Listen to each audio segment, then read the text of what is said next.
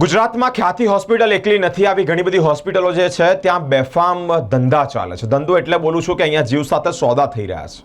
મન ફાવે એવા ઓપરેશન, મન ફાવે તેમની સર્જરીઓ, મન ફાવે તેમના બિલો, મન ફાવે તેમના રિપોર્ટો. સરકાર આની માટે ચોક્કસ પગલાં લે તો મને લાગે છે ત્યાં સુધી મધ્યમ વર્ગનો જે માણસ મેડિકલ ક્ષેત્રે જે પીડાઈ રહ્યો છે ને એ નહીં પીડાય. આજે ખ્યાતિ હોસ્પિટલ પર સરકાર ખુદ ફરિયાદી બની છે. મુખ્યમંત્રી ભૂપેન્દ્રભાઈ પટેલ, આરોગ્ય મંત્રી ઋષિકેશભાઈ પટેલ, તમામ મંત્રીમંડળની આ એક બેઠક મળીને બેઠકની અંદર નિર્ણય આવ્યો કે સરકાર ખુદ ફરિયાદી છે. સરકારે ખુદે ફરિયાદ કરી છે.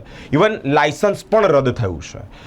સારી વસ્તુ છે કે સરકારે આ માટે પગલાં લીધા છે, પરંતુ સરકારે હજી પણ આવી ઘણી બધી હોસ્પિટલો પર જાંચ થવી જોઈએ, આવી તપાસ બેસવી જોઈએ. ખ્યાતિ હોસ્પિટલ એકલી એક જ નથી ગુજરાતમાં. એ વડોદરા શહેર હોય, ગુજરાતમાં અમદાવાદ હોય, સુરત હોય, જામનગર હોય, રાજકોટ હોય, આવી ઘણી બધી હોસ્પિટલોમાં બેફામ ધંધા ચાલી રહ્યા છે. લોકોના જીવ સાથેના ધંધા.